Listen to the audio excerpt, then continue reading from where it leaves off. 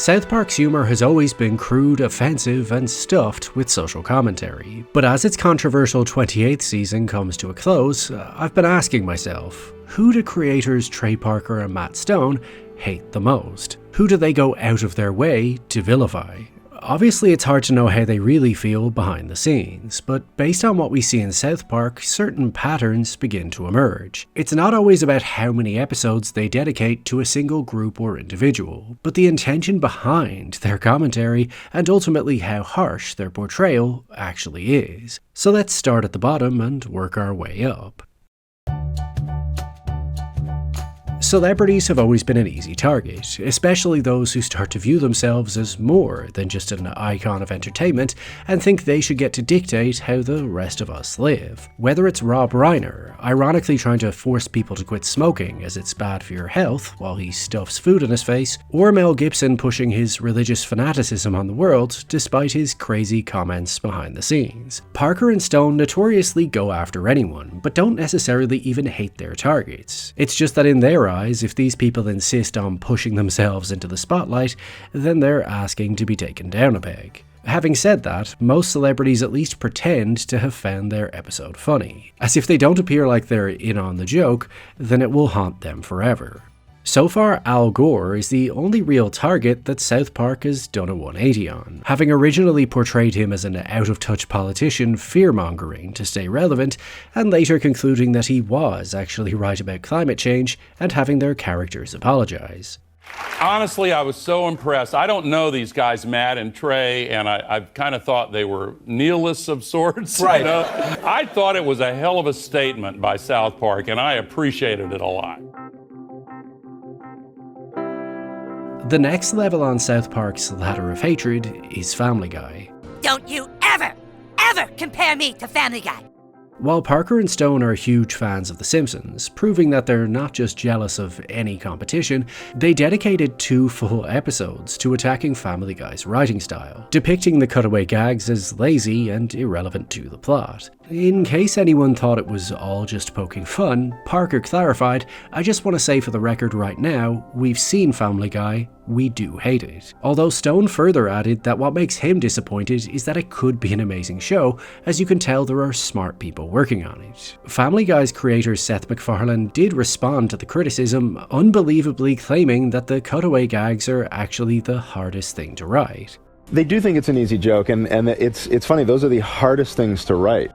However, he also acknowledged that it's hypocritical of him to get too upset, as his show has gone after many people too. The reason this ranks a bit higher than just random celebrities is that South Park's description of the Family Guy cutaways feeling like random verbs, nouns, and pop culture references just being put into a joke generator rings so true that once you see it, you can't unsee it. And they also went on to defend their positions in public after the episode's release. So these aren't just jokes, it's their actual opinion. Next on the chopping block is Kanye West, who has been satirized in 3 episodes of South Park so far over multiple seasons.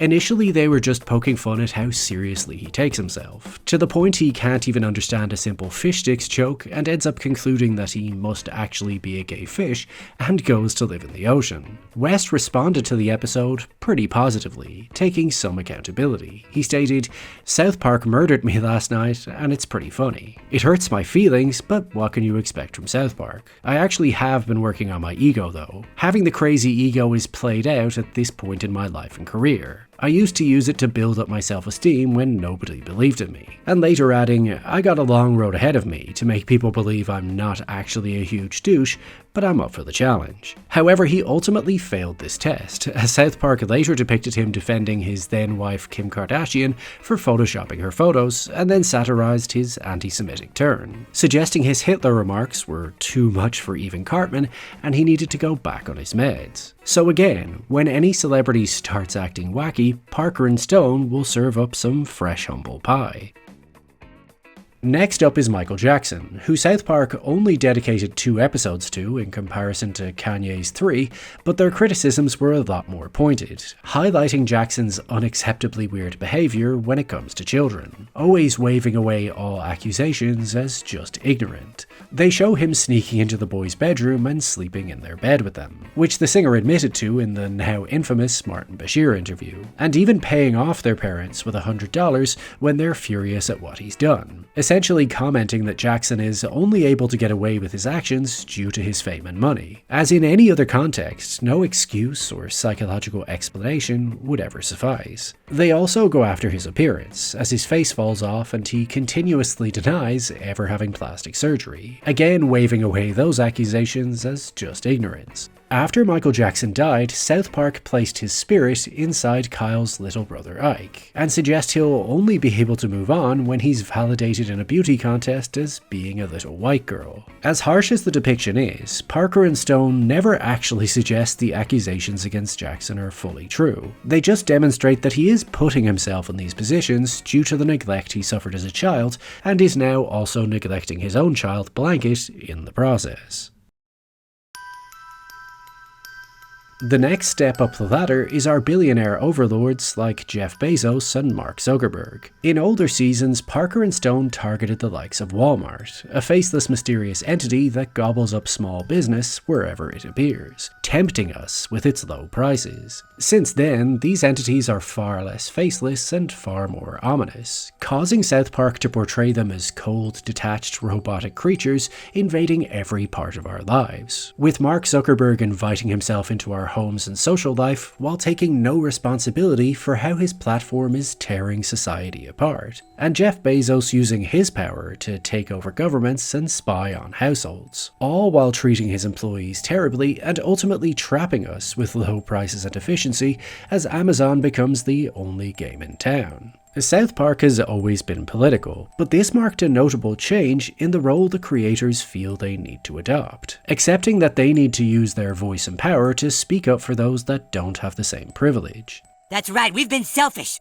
We can't get the parade cancelled for us. We have to do it for all the other people who want it cancelled, but their voices aren't being heard. These episodes weren't just spreading awareness, but were a call to action to not welcome these sinister characters further into our lives, as they don't view you, your privacy, or your rights as anything but obstacles in their way towards world domination. Next on the ladder of hatred is reality TV stars, which may sound less serious than the previous targets, but their depictions are far less flattering. Parker and Stone clearly hold a lot of disdain for anyone being idolized, but they have a particular distaste for people who are idolized for achieving nothing. Whether it's calling Kim Kardashian a hobbit, highlighting how the Jersey Shore stars are just trashy troublemakers, or how Prince Harry and Meghan Markle will do anything for attention despite pretending they want privacy, South Park clearly screams from the rooftops that these people are a waste of space who contribute nothing positive to society. However, there's no denying that Paris Hilton was attacked the harshest, likely because she was where a lot of this famous for being famous culture started. The show portrays her as a drunk, stupid, spoiled snob who only got where she is because of her family, money, and sex tape. They make it very clear that they think she's a bad example for children and should be ignored by the media, which I guess you could say about all the examples in this category. But while the Jersey Shore stars loved their appearance, feeling as if they finally made it, Paris Hilton reflected on the show differently, stating, "The thought of it made me sick. I've been involved in some pretty edgy media, but I don't even know where something like that comes from." So I think it's safe to say she didn't find it funny. Which brings us to the next level on this ladder of hate: personal grievances. While South Park's creators parody many celebrities they harbour no ill will for, sometimes they hold a grudge that causes them to actively try to piss the person off. For instance, despite appearing in Michael Mohr's documentary Bowling for Columbine, Matt Stone was irritated that he then used their style of animation for a segment of his film after his appearance without their permission, as he felt this wrongly gave the viewers the impression that they had made it themselves. So in both Team America and an episode of South Park, they mock Mohr's obesity and idiotic approach to politics. Another example was Barbra Streisand, who labelled Colorado's population as a bunch of hicks in 1992. So Parker and Stone, who were born and raised in Colorado, decided to go out of their way to get their revenge, portraying her as a fame-hungry snob who weaponizes her bad singing voice as a form of torture. She's a calculating, self-centered, egotistical bitch. They then transform her into Godzilla and she tries to destroy the boys' town. But Streisand was unsurprisingly less than happy about her portrayal, stating that, "I enjoy satire and parody, but I wonder if shows like South Park don't add to the cynicism and negativity in our culture. Maybe children come away feeling that any woman who dares to accomplish something is the incarnation of self-centeredness and greed."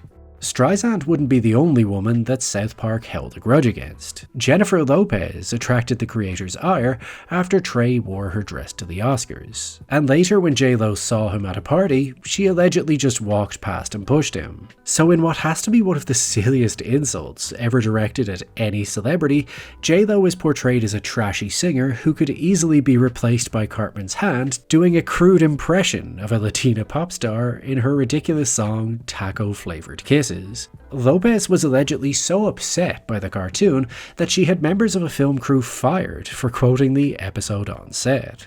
But you don't need to have a personal gripe with these creators for them to decide they hate you. While they tried to rebrand obnoxious Harley-Davidson riders as the F-word and called Bono the largest living piece of crap of all time, there was a special brand of hate reserved for psychic medium John Edward, who South Park labelled the biggest douche in the universe by literally showing him receiving the award from aliens. Understandably, Parker and Stone view him as a grifter profiting off of grieving people desperate to reconnect with their loved ones. And unlike most figures they criticize, this episode went a step further by trying to outline how Edward performs his trick of speaking to the dead and please with the audience not to fall for it anymore, as one of South Park's key values is trying to stop liars and frauds from taking advantage of people. And although he's no longer their most hated target, as the show has progressed since then, in Season 6 there was no one South Park hated more than self-proclaimed psychic medium John Edward. Next up is religion, and this is where things get a bit more serious, as everything else up until now has just been poking fun with no real risk involved. Parker and Stone are not against people holding religious beliefs, as they pushed back on a less than thrilled Richard Dawkins for being rude to anyone who doesn't view the world the same way he does. But they are against people who try to force their beliefs on others. Culturally speaking, they're libertarians. They want people to be free to live whatever life they want, but also believe that people should be free to disagree and criticize each other's beliefs. These are the rules of a free society. So similar to how they outlined what was wrong with John Edwards' alleged abilities, they mocked Mormonism in both their musical The Book of Mormon and Season 7's episode All About Mormons, for its incredibly gullible beliefs about how Prophet Joseph Smith claimed God spoke to him and translated the new word of the Lord when no one else was around, and then conveniently couldn't repeat it word for word when asked to do it again. They also went after the Catholic Church numerous times, most notably for them covering up for priests who harmed children. Neither religion was happy about South Park's comments, but said their piece and moved on, with Mormons even choosing to buy up ad space to promote their church in the Book of Mormon's program.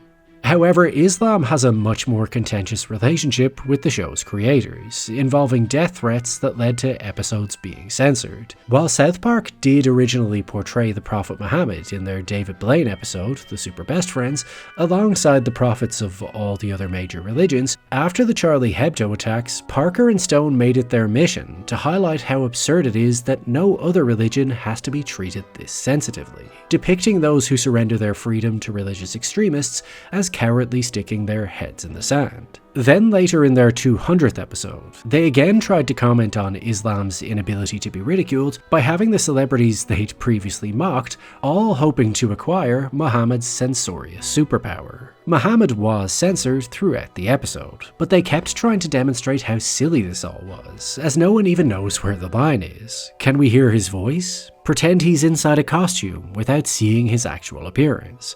Oh, is that okay? I don't know. Meanwhile, all the other religious prophets are being depicted in blasphemous ways to highlight the contrast. But as biting as their social commentary might have been, due to incoming death threats, the following episode was heavily censored, as the network refused to put people's lives at risk by showing any depiction of Muhammad, or even allowing the characters to express what lessons they'd learned from all of this. All of it was beeped out. So Parker and Stone were clearly willing to put themselves in danger to stand up for free speech, and even though their plan ultimately failed, their point was still proven. Which brings us to the next major target, which is also technically a religion, Scientology.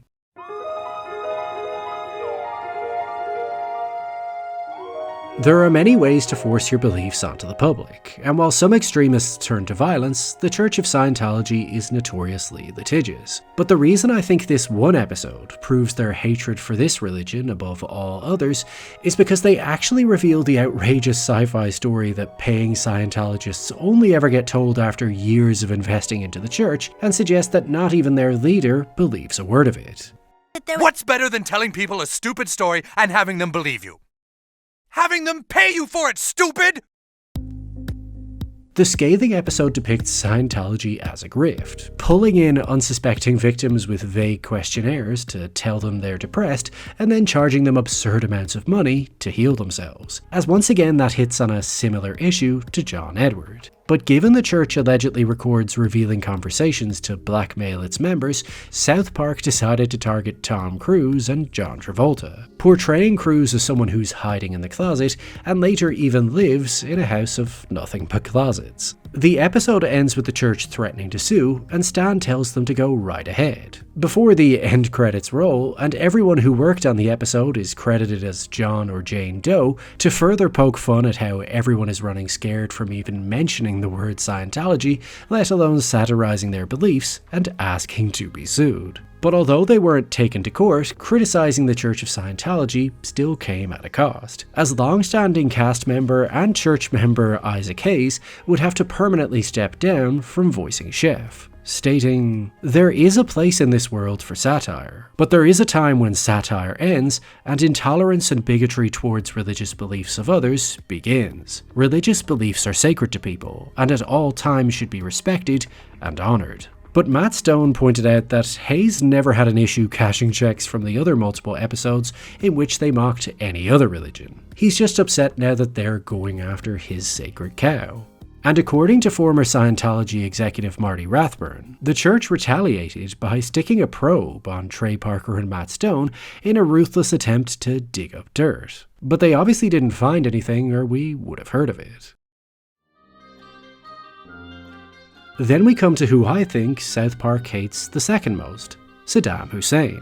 While they previously depicted other enemies of America like Osama bin Laden by showing that it would take multiple magnifying glasses to see any symptom of his genitalia, with Saddam they went a different direction, repeatedly portraying him as someone who romantically shares a bed with Satan. Saddam Hussein was an authoritarian tyrant responsible for invading neighbouring countries, persecuting homosexuals, and the mass killing of over 250,000 of his own Iraqi people. So you would think this little cartoon would never mean much to him. But rumour has it that once he was captured, US soldiers would force him to watch the South Park movie on a loop as a form of psychological torture. Parker and Stone have said that they were actually given a signed photo of Hussein by the US Army, which they consider one of the biggest highlights of their career. So knowing your work is being used as a way to torture the tyrant you ridiculed, yeah, I think that earns him second place.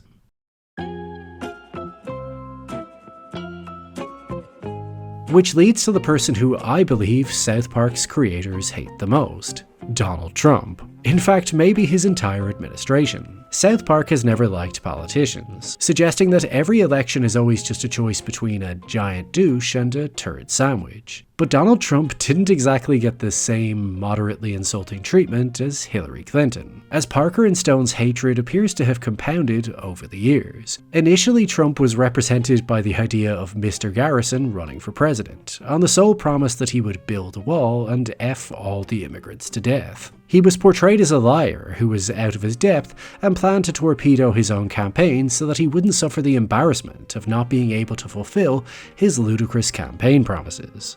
I have to keep running, but I have to make sure she wins.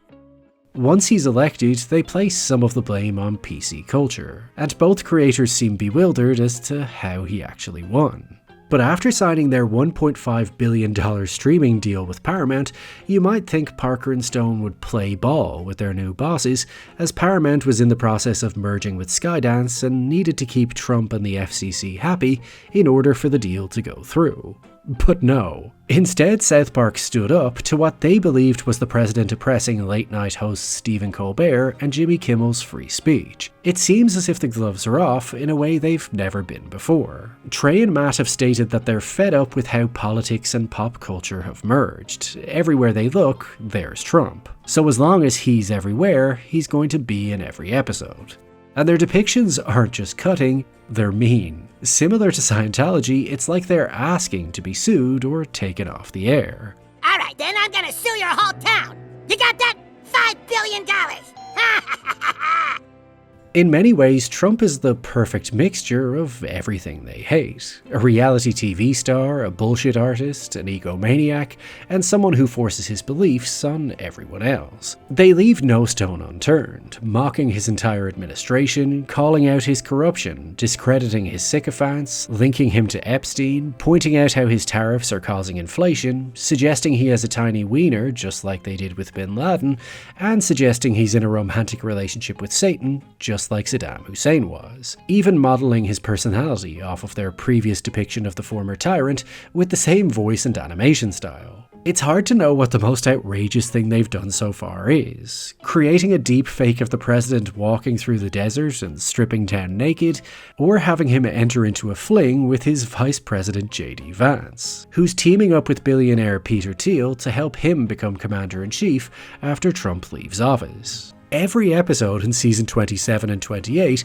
has been taking shots at this administration. Sometimes it's part of the story, other times it's kind of like a sideshow to see what they can get away with, even if it sometimes comes at the cost of the quality of the writing. After possibly the most controversial episode ever, Sermon on the Mount, naturally the White House felt the need to respond, stating, "This show hasn't been relevant for over 20 years, and is hanging on by a thread with uninspired ideas in a desperate attempt for attention. President Trump has delivered on more promises in just 6 months than any other president in our country's history, and no fourth-rate show can derail President Trump's hot streak." But as irrelevant as Trump's White House may wish the show was, South Park's viewership is at an all-time high. And it seems like Parker and Stone have no desire to slow down their criticism of Trump anytime soon. And I honestly have no idea what lengths they'll go to try to get under this administration's skin episode after episode. But like all of you, I will be watching. So that's who I think the South Park creators hate the most. But what about you? Who would you place at the top of the list and why? Did I leave anyone out? Let me know in the comment section. And if you made it this far, firstly, thank you for watching. But now I need you to like the video, hype the video, and subscribe to the channel, as that will encourage that mysterious algorithm to do its thing.